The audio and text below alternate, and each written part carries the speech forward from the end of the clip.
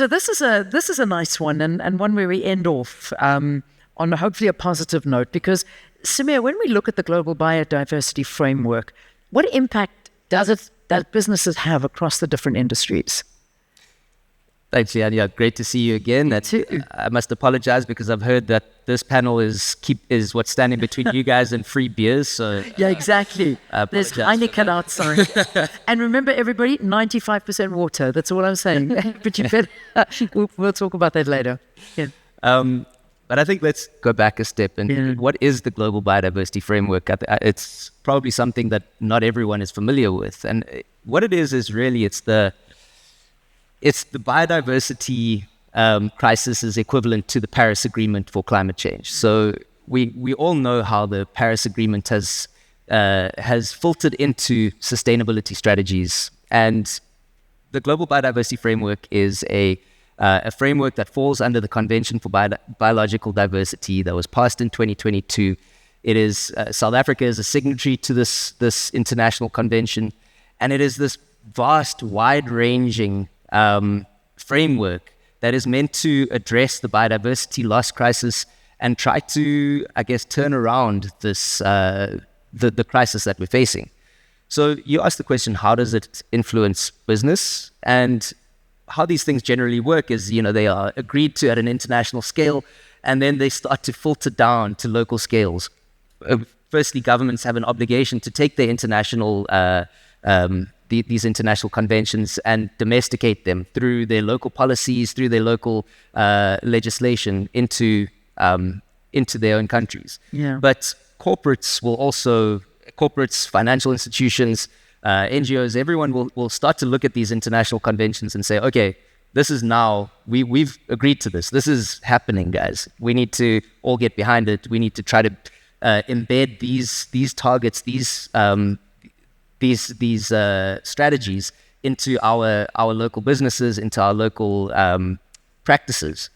And that's what's happening with the Global Biodiversity Framework. It's probably something that is not as much on the radar of most sustainability teams as it should be, because right now the biodiversity crisis it's just as bad, if not worse, than the climate crisis. Okay. And I don't think that it's getting the same level of recognition, but what the Global Biodiversity Framework is trying to do is put it on the same footing. There are 23 targets that have been set that are pretty wide-ranging, and at least 12 of them are very, very relevant to business in South Africa, and they touch everything from the expansion of protected areas, restoration of land, reduced pesticide use, reduction of sort of harmful subsidies, and promoting sort of policies and financing into biodiversity conservation. So it will have a deep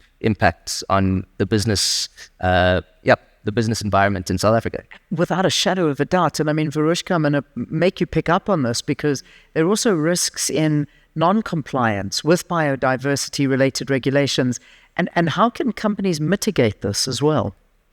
Okay, thank you, Leanne. So I think I wanted to say, first of all, that I've heard everything that everyone has said here today, and it's all incredibly important. And I think what's really important to know is that we're not here talking about saving the planet. We're actually here talking about saving ourselves. Yeah. Literally, if there is no planet, where do we go? Yeah. So I think that's incredibly important. Having said that, this biodiversity global framework doesn't have specific teeth at this point in time, but we need to look at compliance for business. There's different areas around it that if they don't comply, what could it lead to? So there's 4 different parts that I looked at here. One is regulatory. So regulatory risks will start to grow, just like they have in climate. You have the carbon tax, etc. So as those things start to grow, if you're not land use compliant, or you're not abiding by invasive species laws and stuff like that, you could be liable to fines, penalties, etc. There's also, we talked about access to capital. So investors are now looking at, for example, your ESG scoring. So if you're disclosing on biodiversity, what are you doing? And based on that, you get capital. So if you're not disclosing clearly and transparently, you could lose scores and get basically higher capital costs. There's also things that we spoke about the funding when it came to projects. So companies like the IFC and different banks, when they give capital funding to projects, they actually look at performance standards, those frameworks, to see how does this project affect social aspects, biodiversity aspects. So they actually consider all of that before giving you funding, right? So that's where the compliance comes in. It's also through things like reputational. All consumers sitting here and across the world are becoming more aware. We're all becoming more aware. So as we see what companies are doing, they want to know. So you could have losses to brand reputation just by not complying or not doing the right thing, actually. And then the last thing that I wanted to mention is your supply chain. So from the climate change perspective, we talk about different scopes. So your direct emissions, and then your indirect emissions from electricity use, and then scope 3, which people talk about, is your supply chain.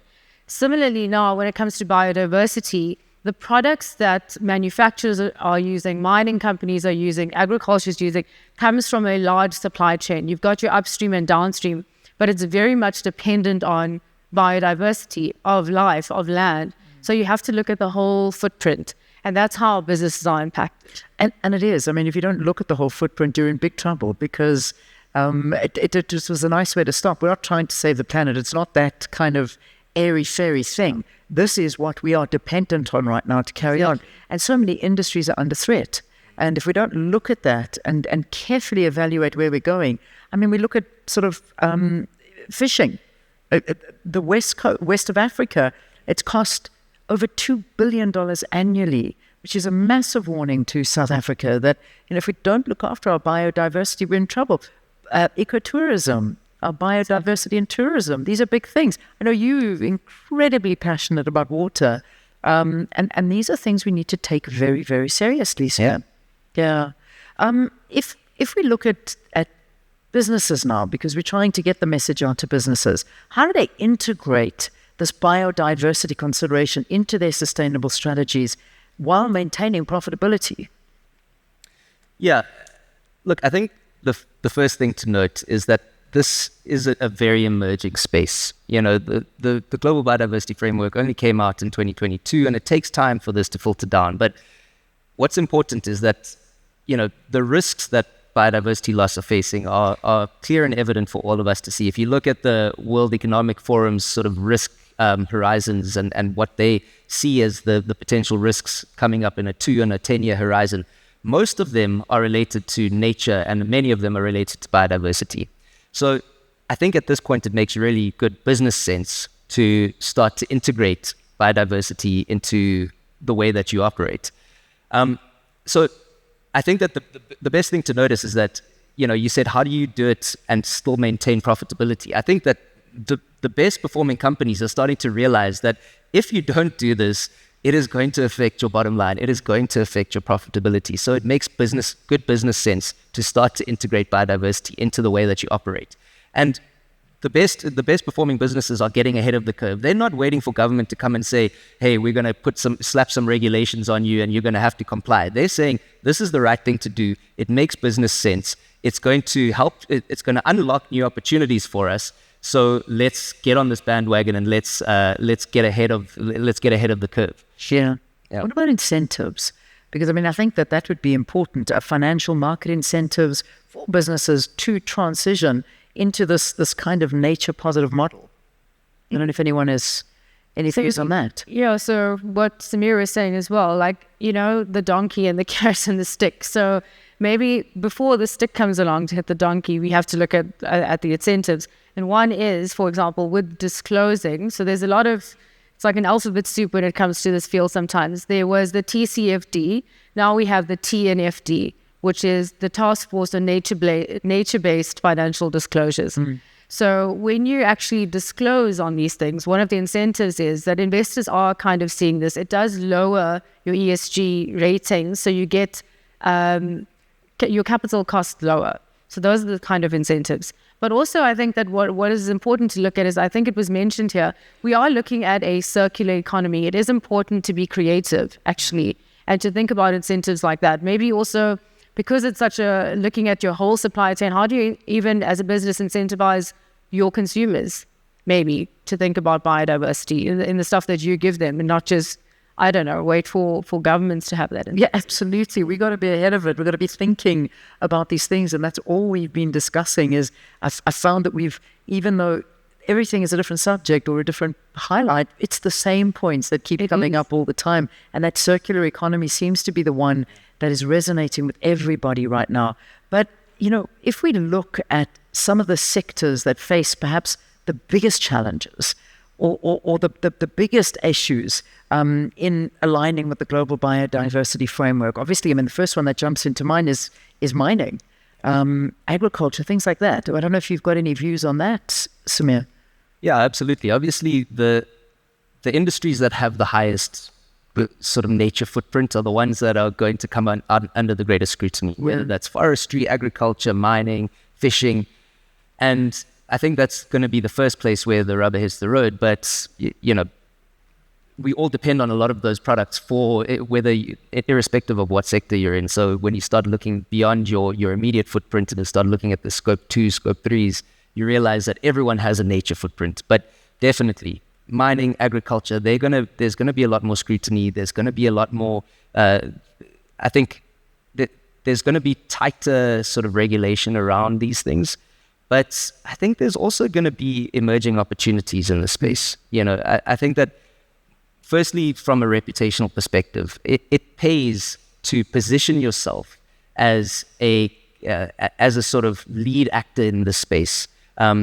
You look at most of the major mining houses that are really high performing, they are the ones that are saying, we're not waiting for government. We're not waiting for regulations. We want to make sure that we are offsetting any biodiversity impacts that we have, that we are making sort of nature positive commitments.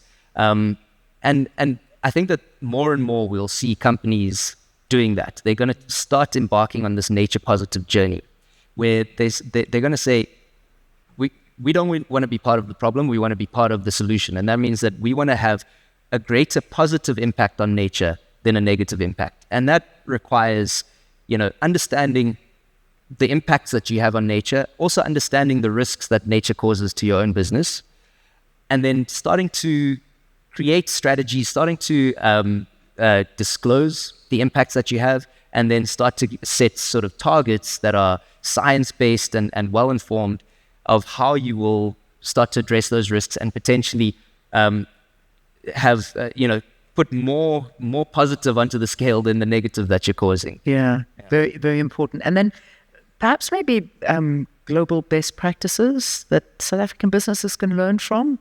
Are there some examples out there, or perhaps an example that comes to mind that we could think of? I think those frameworks are quite important. So looking at what the IFC has, their performance standards, looking at the task force on nature-related financial disclosures, that one's quite important because what it does is it looks at the risks and opportunities and how to link a financial quantity to it. So, the risk of biodiversity and specifically then looking at the financial quantities.